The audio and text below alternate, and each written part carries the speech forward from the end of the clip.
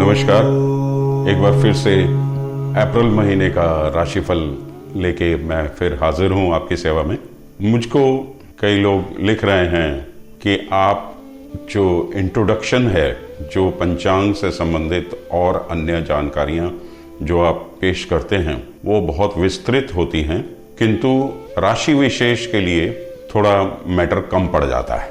देखिए, 12 राशियां हैं और हर राशि का अलग अलग भाग्य का विधान है जो कि ग्रह चल पे निर्धारित होता है। बोलने को तो बहुत कुछ बोला जा सकता है, किंतु हर कोई अपनी कार्मिक गति पे चलते हुए अपने ही डेस्टिनी उसको ड्राइव करती है, जो कि जीवन में अच्छे और बुरे दौर से गुजरते हुए उतार और चढ़ाव महसूस करता है। अब ग्रह गोचर, 12 राशियां और इतनी बड़ी दुनिया, इसका भी कुछ ना कुछ मायने है।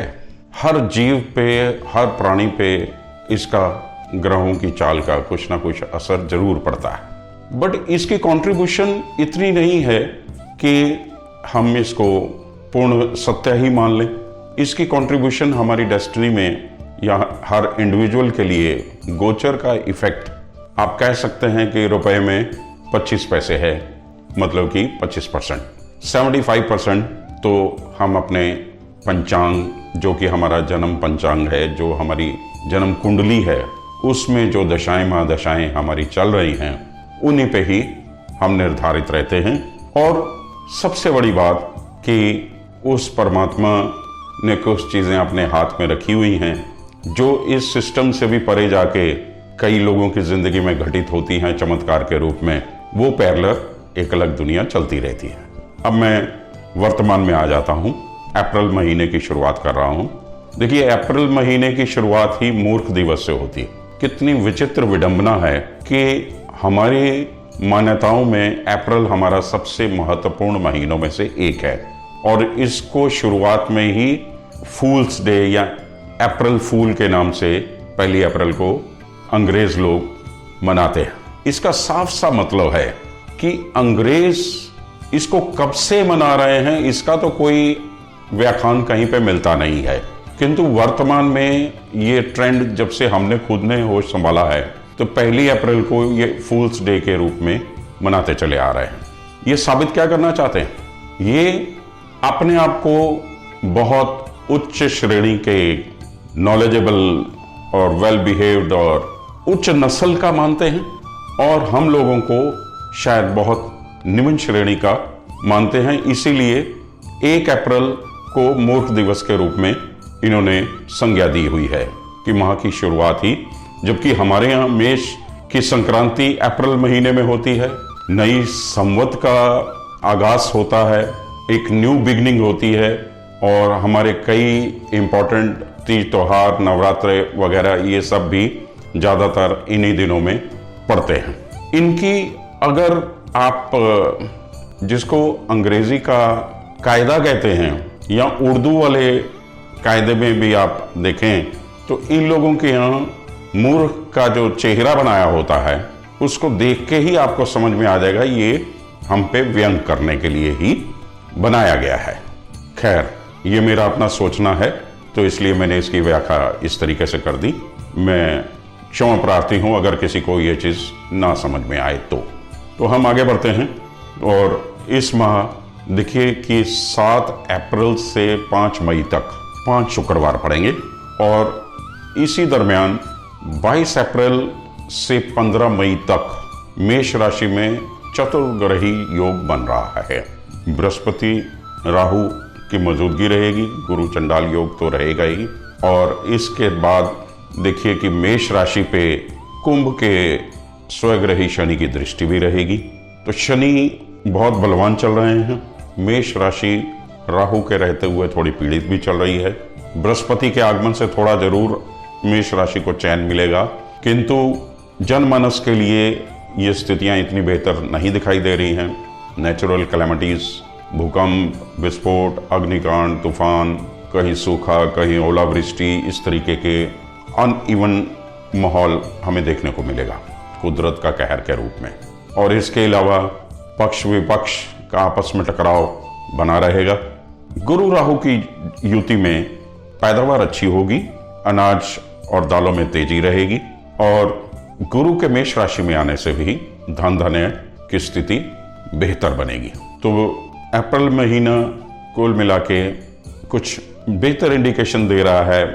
गुरु का मेष संक्रांति से माहौल थोड़ा बेहतर बनता चला जाएगा और फिर आगे ग्रहों का खेल जारी रहेगा। अब हम देखें इस माह के इम्पोर्टेंट दिन दिवस क्या बन रहे हैं। 4 अप्रैल को महावीर जयंती है। 5 अप्रैल को गुरु तेग बहादुर गुर्राई है। 7 अप्रैल को गुड फ्राइडे। 10 अप्रैल को सती अनसुईया जयंती है। 14 तारीख को 14 अप्रैल बैसाखी है, संक्रांति है सूर्य की, मेष संक्रांति। इसके अलावा 14 तारीख को अंबेडकर जयंती भी पड़ेगी। अब हिस्ट्री में बैसाखी 1919 की, जो कि 13 अप्रैल को थी, जिस दिन जलियांवाला बाग का कांड हुआ और कितने लोगों ने शहादत दी, ये कोई भूला नहीं है। बैसाखी के दिन ही सिखों के 10वें गुरु महाराज श्री गुरु गोबिंद सिंह जी ने खालसा पंथ की नींव रखी थी, और ये दिन संक्रांति के लिए बहुत ही महत्वपूर्ण माना जाता है। इसके बाद 22 अप्रैल को भगवान परशुराम जी की जयंती है। इसी दिन को अक्षय तृतीया के रूप में भी मनाया जाता है। अबुझ मुहूर्त रहता है, कोई भी शुभ कार्य बिना मुहूर्त के किए जा सकते हैं। अति शुभ दिनों में गिनती होती है। जिस तिथि का कोई क्षय नहीं होता उस तिथि को अक्षय तृतीया कहते हैं। फिर 25 तारीख को शंकराचार्य जयंती है। 26 को माँ गंगा जयंती, 28 को माँ बगलामुखी जयंती और 29 को सीता माता की माता जानकी जयंती के रूप में मनाई जाती है। इसके अलावा दक्षिण भारत में 6 अप्रैल को हनुमान जयंती मनाई जाएगी। 6 अप्रैल को चैत्र मास की पूर्णिमा पड़ेगी। 20 अप्रैल को अमावस और 22 अप्रैल को ईद उल फितर, रमजान खत्म हो जाएगा और खीर वाली ईद उल फितर के नाम से मनाई जाती है। मुस्लिम समुदाय के अलावा सभी लोग भारतवर्ष में इसे मिलजुल के सेलिब्रेट करते हैं। ये तो थे त्योहार और अन्य इम्पोर्टेंट दिवस।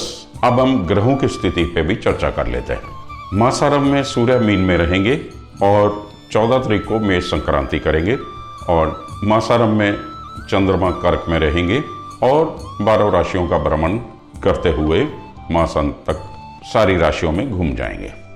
मंगल जो कि बहुत लंबे समय तक वृषभ राशि में रहे, वो पिछले महीने मिथुन राशि में चले गए, तो ये महीना पूरा मिथुन में ही रहेंगे। बुध 31/3 को मेष राशि में आ चुके और मेष राशि में ही रहेंगे और 21 अप्रैल को वक्री हो जाएंगे।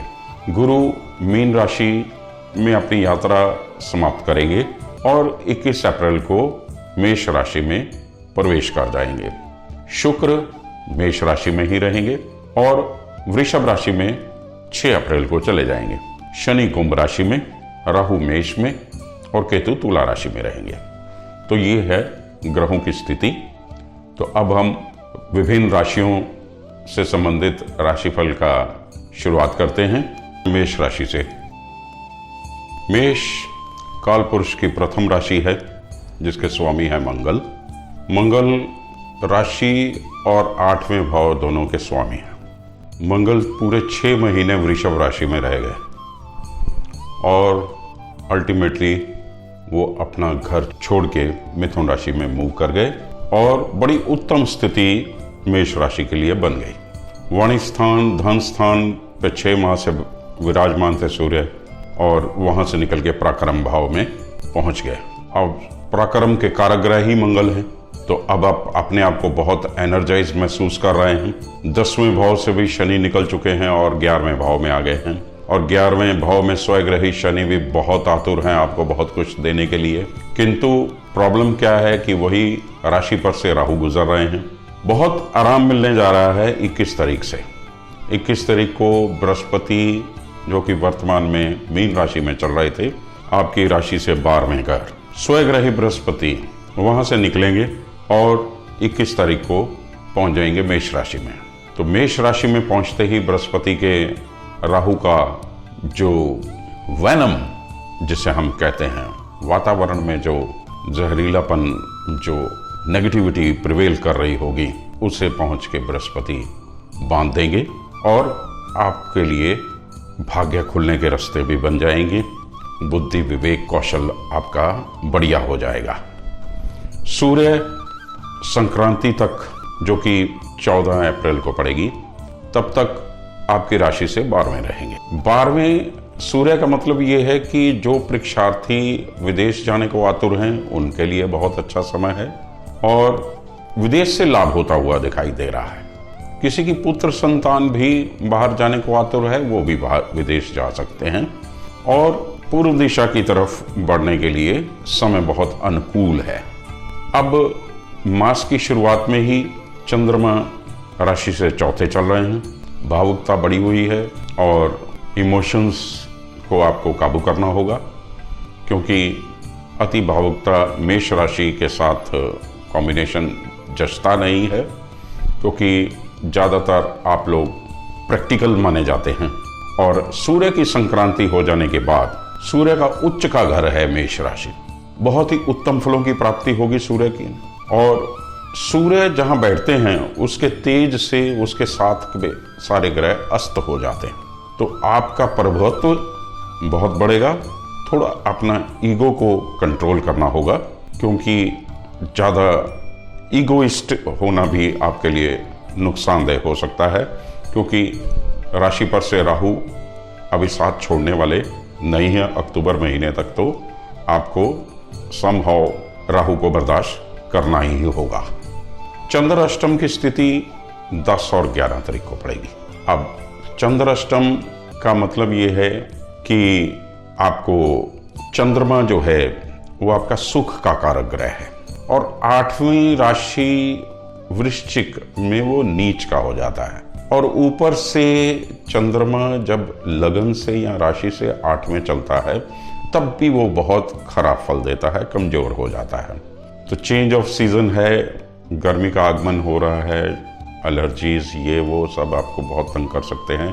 अपने स्वास्थ्य का विशेष आपको ध्यान रखना होगा इस दौर में। और भोले भंडारी को याद करें, 3 अक्षरी ओम नमः शिवाय मंत्र का जाप करें, शिवालय जाएं, शिवलिंग को जलाभिषेक करें, बहुत उत्तम फलों की प्राप्ति होगी।